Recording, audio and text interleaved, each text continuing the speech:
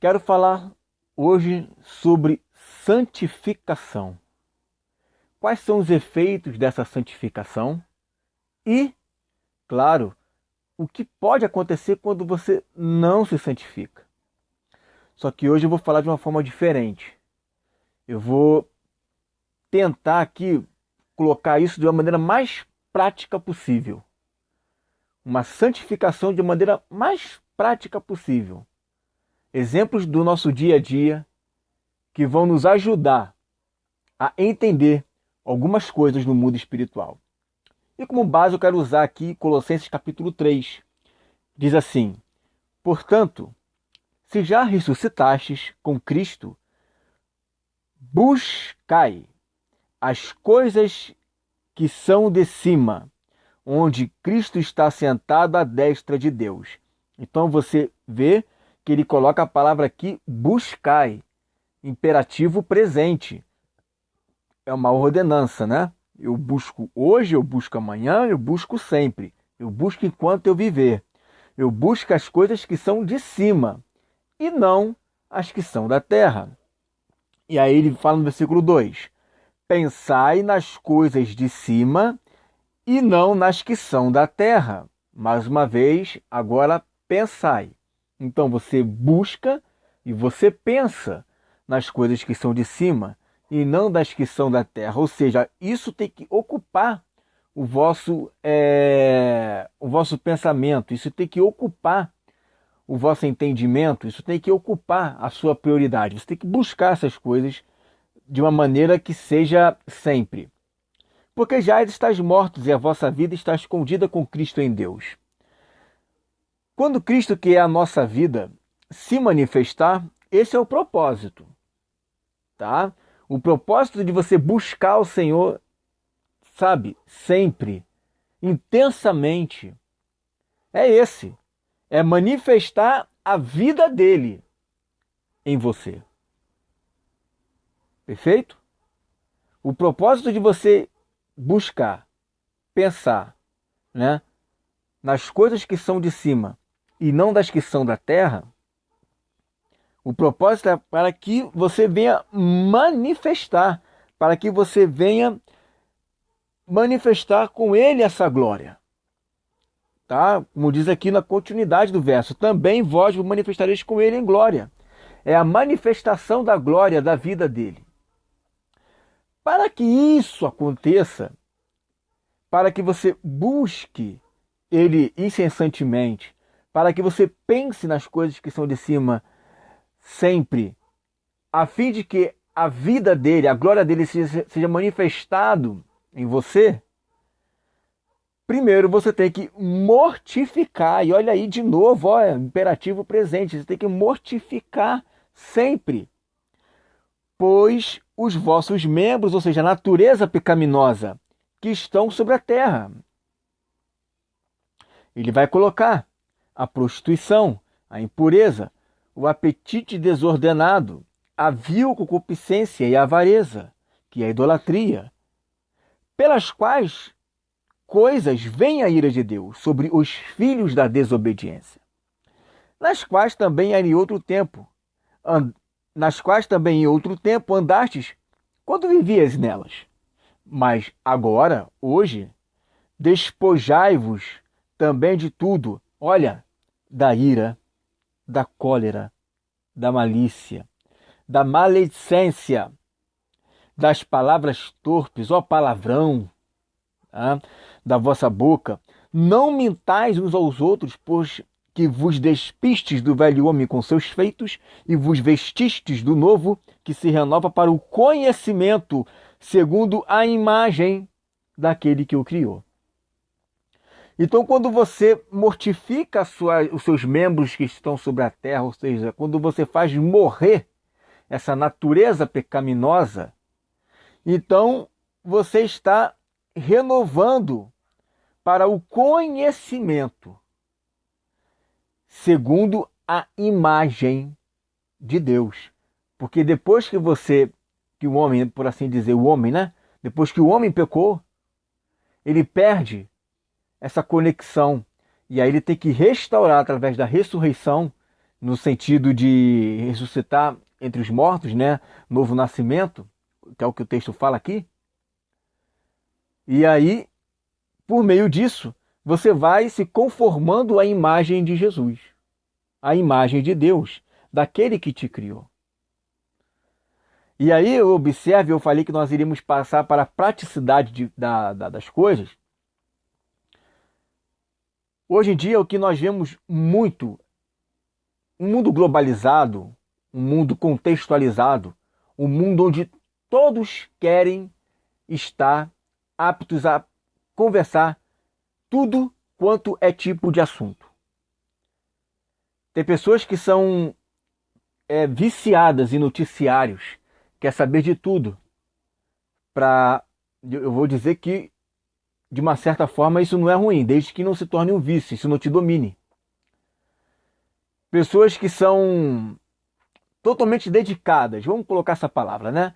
Totalmente dedicadas a saber tudo sobre notícias, ou totalmente dedicadas a saber tudo sobre tecnologia, ou totalmente dedicadas, tá? A saber tudo sobre seriados. Fica ali o tempo todo na Netflix. É o tempo todo vendo televisão. É o tempo todo só querendo saber coisas de futebol, de time de futebol.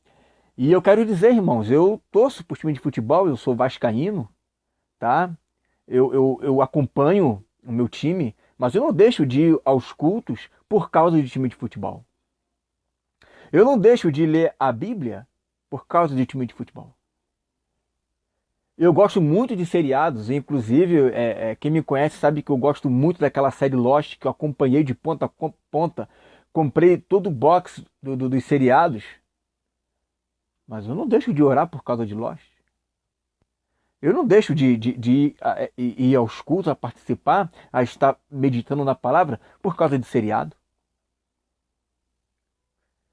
Porque nós queremos, irmãos, nessa era da tecnologia, queremos estar a par de tudo.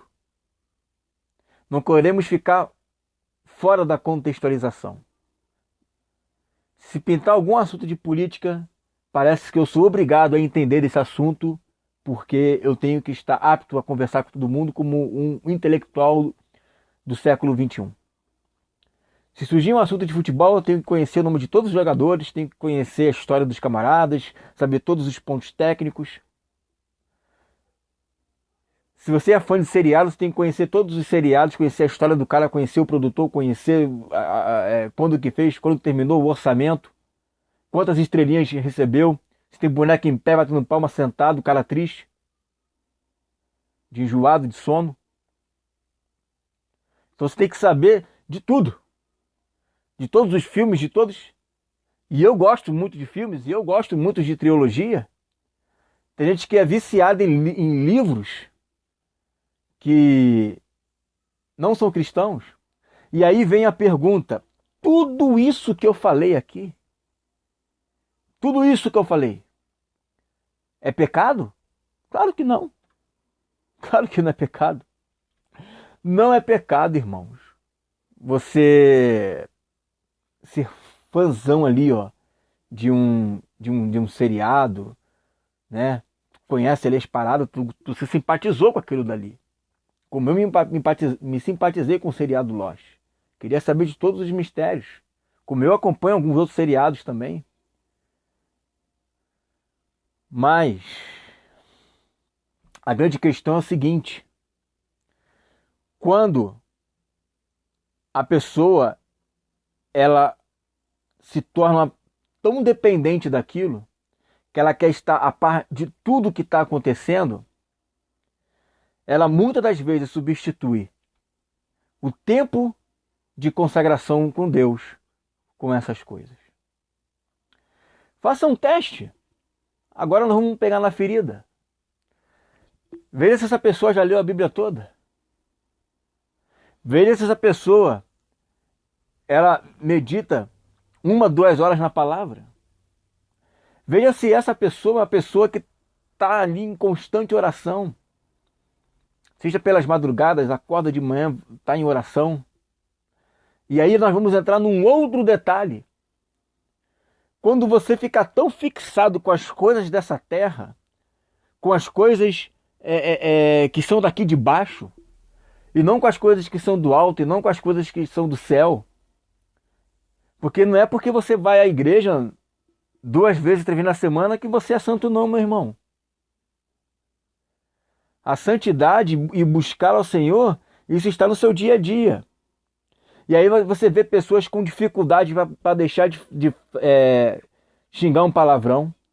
Você vê pessoas com dificuldade de perder a sua ira, a sua cólera. Pessoas que têm ciúmes desordenados. Pessoas que têm dificuldade para largar a mentira. Pessoas que têm dificuldade para se livrar de muitos pecados que ela tem. Pessoas que têm grande dificuldade para ler a palavra, para poder orar. Por quê? Porque ela não está buscando as coisas que são de cima no imperativo presente. Porque eu duvido uma pessoa que busca ao Senhor de maneira tal que ela está ali insistentemente, ela não encontra o Senhor. E esse Senhor liberta ela. Você pode ver, a maioria dessas pessoas que ficam ali, sabe de todos os assuntos que você possa imaginar, de todos, você parece uma enciclopédia humana. Agora, quando você vai falar da palavra de Deus, o camarada não sabe nada. Não tem 90% do papo, do assunto dele são essas coisas daqui. E 10% é assunto bíblico. E a boca fala do que o coração está cheio. Então você percebe que essas pessoas que têm uma grande dificuldade de se libertar dessas coisas aqui, são pessoas que têm muita facilidade para buscar as coisas dessa terra e deixar as coisas do alto de lado. Não estou falando que é pecado tudo isso que eu falei. O pecado quando você substitui e deixa de buscar as coisas do alto como se deve buscar. Porque aí, meu irmão, na hora de ter intimidade com Deus, na hora de ouvir ao Senhor, na hora de ter comunhão com Ele, na hora de se manifestar, quem é que isso vai acontecer? Com aquele que fica lá 2 horas vendo futebol 3 vezes na semana em frente à televisão e não tem uma coragem de ler 10 minutos de Bíblia. Ou aquele que fica o tempo todo meditando na palavra, orando, buscando ao Senhor, vê o seu futebol, mas não esquece de ter o seu compromisso com Deus. E aí, quem que você acha que vai manifestar a glória? Então, irmão, se prepara, porque Deus, Ele quer te usar. Mas para Ele te usar, você tem que estar preparado. Amém, querido? Fica com essa palavra em nome de Jesus.